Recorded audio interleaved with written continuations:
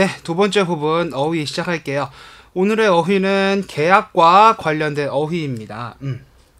자, 알맞은 어휘를 보기에서 골라 쓰세요. 자, 보기는 계약, 그리고 보증금, 계약서, 세입자입니다.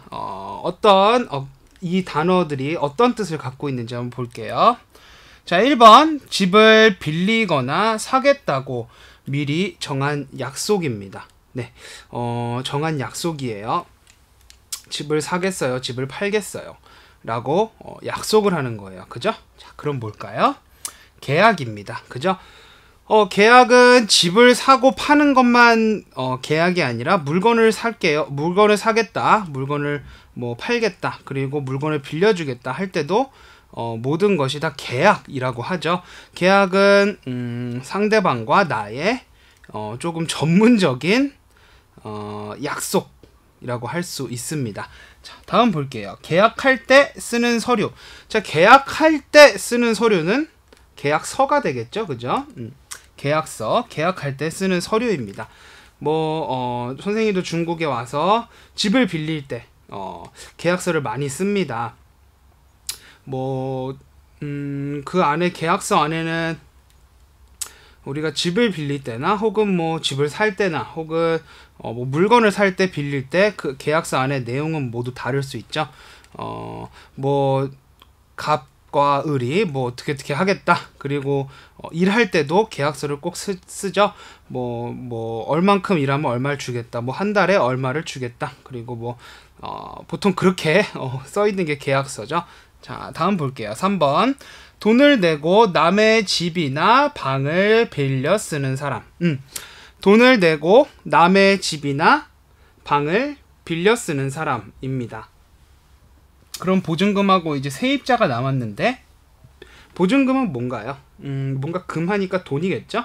자, 그럼 자는 사람을 얘기합니다. 그죠? 자, 세입자입니다. 세입자.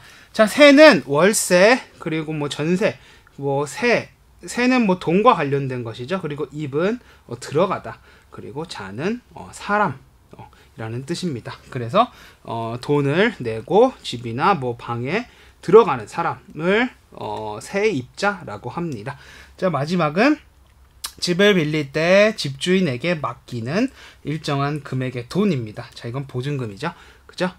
나머지 하나 보증금. 자, 보증하다. 보증하다는 내가 이 사람을 보증하다라고 쓸 수 있습니다. 계약금과 보증금이 있는데 다음에 좀 이따 나올 거예요. 계약금은 계약할 때 위반하면은 이 돈을 다시 당신에게 드리겠습니다 하는 계약금이 있고요. 보증금은 계약을 한 후에 이 정도의 보증금을 주고 다음에 나머지 부분을 주는, 혹은 보증금, 이 계약이 끝난 다음에 이 계약이 만료된 다음에 계약을 한 사람이 뭐라고 해야 되나요? 집을 빌려준 사람이 빌린 사람에게 다시 돌려주는 그런 것이 보증금이 되겠습니다. 자, 다음 볼게요. 다음은 월세, 그리고 전세, 계약금, 부동산 중개소입니다. 월세는 한국에는 월세와 전세가 있어요. 집을 빌려 사는데 월세와 전세가 있습니다. 자, 볼게요. 자, 5번. 집주인에게 일정한 돈을 맡기고 그 집이나 방을 일정 기간 동안 빌려 쓰는 것.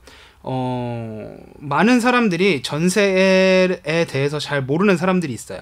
자, 전세는 한국에만 있는 그런 제도입니다. 전세. 만약에 1년이나, 전세는 보통 1년이나 2년 정도를 계약을 해요. 그리고 제가 돈을 줍니다. 집주인에게 돈을 주고 1년이나 계약이 된 그 기간 동안 집에서 살아요. 그 다음에 계약이 끝난 뒤 이사 갈 때 그 돈을 다시 저에게 줍니다. 집주인이 저에게 다시 돌려주는 그런 것이 전세라고 합니다. 자, 만약에 1억이 있어요. 보통 전세가 1억 아니면 2억, 3억, 4억 이렇게 가는데, 서울에서 비싼 곳은 10억도 되고 1년이나 2년 동안 계약을 해요. 그 다음에 1억을 제가 만약에 전세가 1억이라고 하면은 1억을 집주인에게 줍니다. 맡겨요. 그 다음에 집주인은 그 돈으로 뭐 투자를 하거나 뭐 은행에 맡기거나 그럼 이자를 받겠죠. 그 다음에 제가 기한이 다 됐어요. 계약이 만료가 돼서 뭐 계속 살 건지, 계속 살면은 뭐 계속 살 수도 있고, 뭐 집주인과 상의를 해서 뭐 보증금을, 전세금을 올려달라고 하면은 올린 만큼의 그 금액을 다시 주고, 그 다음에 만약에 나간다 그러면은 나갈 때 그 1억을 저에게 다시 줍니다. 이해됐나요? 조금 생소하죠? 그죠? 한국은 이런 제도가 있습니다. 그래서 집을 굳이 젊을 때 사지 않아요. 결혼할 때 중국은 보통 집을 사죠. 하지만 한국은 집값이 좀 비싸요. 비싸서 보통 다 전세로 시작을 합니다. 월세로 시작하는 사람들도 있고 전세로 시작하는 사람들도 있습니다. 자, 다음 볼게요. 6번 계약할 때 사거나 빌리는 사람이 집주인에게 미리 주는 돈. 자, 계약할 때죠. 자, 그러면 계약금입니다. 계약할 때 사거나 빌리는 사람이 미리 주는 돈이에요. 계약금. 계약이 만약에 사는 쪽에서 계약을 해지를 하면은 계약금은 보통 그 사는 사람은 돌려받지 못하고 파는 사람이 그 돈을 가지게 되죠. 그래서 계약을 위반하지 마세요 라고 하면서 받는 돈이, 그리고 주는 돈이 계약금입니다. 자, 7번 집이나 방을 빌려 쓰고 매달 내는 돈은 월세입니다. 자, 이 월세, 한국은 월세 보증금이 있어요. 중국에도 이제 야진이라는 보증금이 있죠. 하지만 이거는 한국의 보증금은 중국과 조금 달라요. 만약에 월세를 살아요. 보증금이 높으면 높을수록 월세가 매달 내야 되는 돈이 적어집니다. 만약에 1000만원, 똑같은 방이더라도 보증금 1000만원에 월세가 30만원일 수도 있고요. 자, 만약에 보증금이 500만원이다 그러면은 월세가 35만원, 40만원 이렇게 되는 그런 제도가 있습니다. 그래서 한국은 보통 월세로 시작을 해서 점점 돈을 모아서 보증금이 조금 높은 그런 월세 살다가 돈을 좀 더 모으고 전세에 들어가요. 그 전세에 들어가서 돈을 더 모으고 좋은, 좀 더 비싼 전세로 들어가다가 자신이 살고 있던 전세 값과 집값이 비슷한 곳이 그 정도까지의 수준이 되면 집을 사죠. 그때 집을 삽니다. 보통 이렇게 다들 삽니다. 네. 자, 마지막 집이나 땅을 사고 팔 때 중간에서 소개해 주는 곳은 부동산 중개소죠. 그죠? 부동산 중개소. 자, 여기까지 우리 8개의 단어를 배워봤습니다. 한국의 계약과 관련된, 특히 부동산 계약과 관련된 단어들을 알아봤습니다. 네, 이번에는 한 문장이 나오고 그 안에 빈칸이 있습니다. 그 빈칸 안에 어떠한 단어를 넣어야 하는지 한번 살펴볼게요. 자, 계약, 보증금, 계약서, 세입자. 이거는 아까 우리 맨 처음에 배웠던 4가지의 단어죠. 자, 1번 무엇을 쓸 때는 주의하여야 합니다. 자, 무엇을 쓰나요? 일기를 쓰다, 그리고 뭔가 글씨를 쓰다, 그죠? 자, 그러면 계약서를 쓰다죠, 그죠? 계약서를 쓸 때는 주의하여야 합니다, 그죠? 자, 2번 보통 무엇이가 비싸면 월세가 저렴합니다. 아까 월세가 저렴하면은 뭐가 비싸다고 했죠? 이것이 비싸면 월세가 싸고, 이것이 싸면 월세가 비싸다고 했습니다. 그죠? 무엇인가요? 보증금이죠. 그죠? 보통 보증금이 비싸면 월세가 저렴합니다. 자, 다음 볼게요. 3번. 자, 월세 무엇은 1년으로 하세요. 자, 월세는 2년보다 1년으로 하는 것이 좋아요. 자, 월세 무엇을 하나요? 아까 누군가와 누군가가 뭐 약속하는 거 그거라고 했죠. 계약이죠. 계약, 월세 계약은 1년으로 하세요. 월세는 2년보다 1년으로 하는 것이 좋아요. 자, 그죠? 자, 4번 볼게요. 집을 빌려줄 때 집주인은 무엇에게 보증금을 받습니다. 자, 집을 빌려줄 때 집주인은 누구에게 보증금을 받죠? 세입자죠. 그죠? 세입자에게 보증금을 받습니다. 어렵지 않죠? 자, 다음 볼게요. 5번. 5번 보기 전에 자, 월세 그리고 전세, 계약금, 부동산 중개소 이 네 가지 단어로 볼게요. 자, 5번.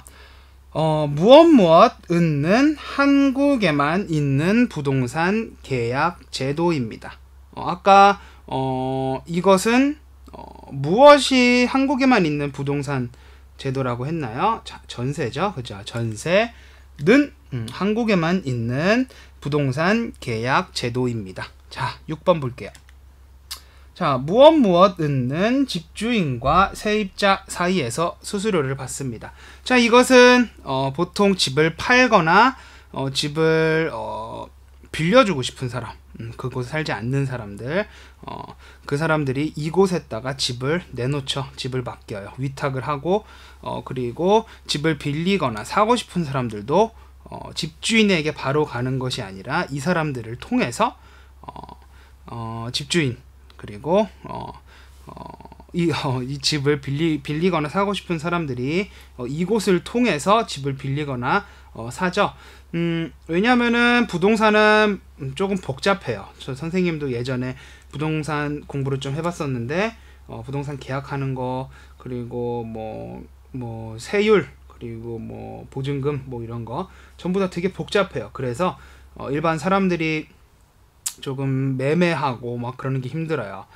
그러기 좀 어렵기 때문에 이곳에 가서 네, 그런 업무들을 하죠. 이 사람 그 집을 파는 사람이나 집을 내놓는 사람들은 모두 이곳에 위탁을 하고 그리고 이 사람들은 집을 사는 사람이나 빌리고 싶은 사람들은 이곳에서 집을 빌리거나 그리고 집을 보고 그러죠. 자, 이것은 부동산 중개소죠. 그죠?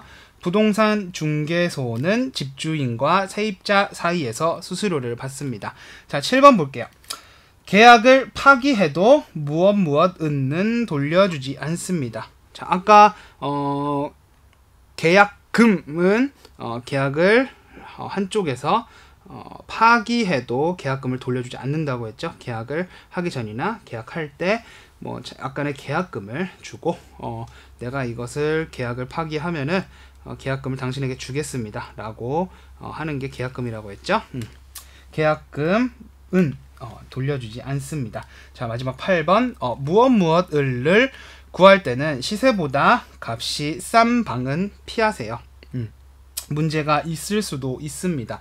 자, 마지막 남은 게 월세죠. 자, 월세를 구할 때는 시세보다 많이 싼 곳은 피하세요. 뭔가 문제가 있을 수도 있어요. 예전에 들었던 내용이에요. 옛날에 TV에서 나온 내용인데 좀 월세가 쌌대요. 근데 되게 집은 되게 좋은데 월세가 싼 거예요.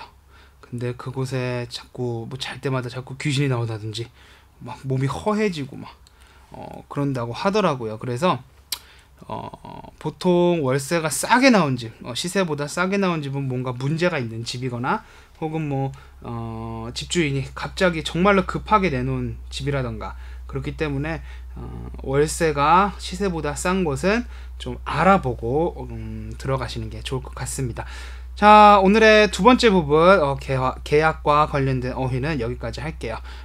조금 오늘 단어들이 저번 단어들도 어렵고 이번 단어들도 조금 어렵죠. 여기서 중요한 거 전세가 가장 중요합니다. 왜냐하면 한국에만 있는 제도이기 때문에 여러분들에게 조금 생소하게 다가올 수 있어요. 그죠? 하지만 한국 사람들은 한국에만 있는 제도라는 걸 잘 몰라요. 왜냐하면은 공부를 좀 이쪽 방면에 공부를 한 사람들만 이건 한국에만 있는 제도다 라는 걸 알지 보통 사람들은 잘 모르니까 네, 왜 말이 여기까지 나온지 모르겠는데 네, 여러분 계약과 관련된 어휘는 여기까지 하겠습니다. 자, 우리 세 번째 부분 문법에서 다시 만나도록 해요.